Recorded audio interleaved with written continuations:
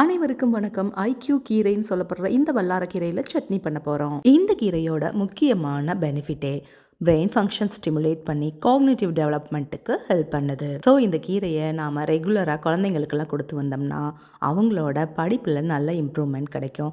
அவங்களோட ஞாபக சக்தி நல்லாவே அதிகரிக்கும். இந்த சட்னி பண்ணுறதுக்கு ஒரு பேனில் எண்ணெயை ஊற்றி 1 டேபிள் ஸ்பூன் கடலைப்பருப்பையும் உளுந்தம்பருப்பையும் சேர்த்து வறுத்துக்கலாம். மீடியம் ஹீட்டில் வச்சு வறுத்து அது சிவந்து வரும்போது ஒரு 5-6 வரமிளகாயை சேர்த்து வறுத்துக்கலாம்.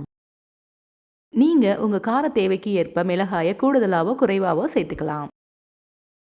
மிளகாய் வறுபட்டதும் இது எல்லாத்தையும் தனியாக எடுத்து வச்சுக்கலாம். அந்த எண்ணெயிலேயே 5-6 பல்லு பூண்டு போட்டு வதக்கிக்கலாம். சின்னதாக இருந்ததுனால நான் 10 பல்லு பூண்டு போட்டிருக்கேன். பூண்டு கொஞ்சம் வதங்கினதும் அது கூடவே ஒரு கைப்பிடி அளவு சின்ன வெங்காயத்தையும் சேர்த்து வதக்கிக்கலாம்.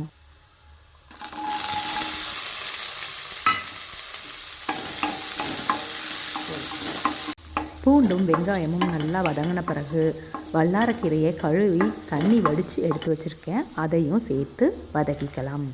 வல்லாரக்கீரையை கொஞ்சம் காம்போடே சேர்த்துக்கலாம். காம்பை ரிமூவ் பண்ணணும்னு அவசியம் இல்லை. கொஞ்சம் கவனித்து பார்த்தீங்கனாலே தெரியும், இந்த இலையோட வடிவமே ஹியூமன் பிரைன் மாதிரி இருக்கும். எண்ட் ஆஃப் திஸ் வீடியோ இந்த இலையோட பிக்சர் ஆட் பண்ணியிருக்கேன். பாருங்கள், அந்த ஷேப் தெரியும். இலை இவ்வளோ இருந்தாலும் வதங்கினது ரொம்ப கம்மியாயிரும். ஸோ உப்பு வதங்கின பிறகு போட்டுக்கலாம். கீரை வதங்குற நேரத்தில் இந்த வறுத்து வச்ச கடலைப்பருப்பு, உளுந்தம்பருப்பு, வரமிளகாய் இதெல்லாம் மிக்ஸி ஜாருக்கு மாற்றிக்கலாம். பாருங்கள், கடலைப்பருப்பும் உளுந்தம்பருப்பும் ஒரு பொன்னிறமாக இந்த அளவுக்கு வறுபட்டால் போதும்.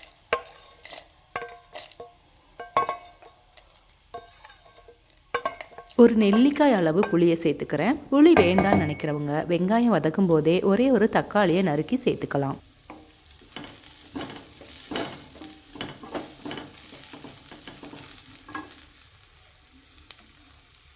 இது கூடவே ஒரு கொத்து கருவேப்பிலையும் சேர்த்துக்கிறேன்.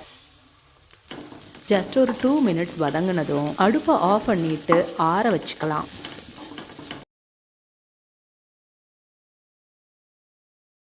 ஆறுனதும் இதையும் மிக்ஸி ஜாரில் சேர்த்துக்கலாம். இது கூடவே துருவின தேங்காய் 1 கப் அளவு சேர்த்துக்கலாம். ரொம்ப நேரம் கழித்து இந்த துவையெல்லாம் பயன்படுத்துவீங்கன்னா கீரையெல்லாம் வதங்கின பிறகு அடுப்பை ஆஃப் பண்ணதும் அந்த சூட்டிலேயே தேங்காயை சேர்த்து வதக்கிட்டு பயன்படுத்திக்கலாம். இப்போது தேவையான அளவு உப்பும் தண்ணியும் சேர்த்து கொஞ்சம் கொரப்பாக அரைச்சி எடுத்துக்கலாம். இந்த வல்லார துவையலை சாதத்தில் போட்டு பிசைஞ்சு சாப்பிட்டா சூப்பராக இருக்கும். இந்த கீரையோட வாசமே நல்லா இருக்கும். இந்த சட்னிக்கு ஒரு தாளிப்பு கொடுத்து குழந்தைங்களுக்கு இட்லி தோசைக்கு கூட காம்பினேஷன் பண்ணிக்கலாம். பார்க்கவே டெலிஷியஸாக இருக்க இந்த சட்னியை நீங்களும் ட்ரை பண்ணிட்டு கமெண்ட்ல சொல்லுங்க. உங்களோட ஃப்ரெண்ட்ஸ் அண்ட் சரௌண்டிங்கில் யாரோட குழந்தைங்களாவது படிச்சதை மறந்துக்கிட்டே இருக்காங்க, ஞாபக மறதி ரொம்ப இருக்குன்னு புலம்பிகிட்டே இருக்காங்களா, அவங்களுக்கு இப்போவே இந்த ரெசிபியை ஷேர் பண்ணி விடுங்க. நீங்கள் நம்ம சேனலில் வீடியோ இப்போ தான் பார்க்குறீங்கன்னா மறக்காமல் ஷமஸ் vlog சப்ஸ்கிரைப் பண்ணிக்கோங்கப்பா.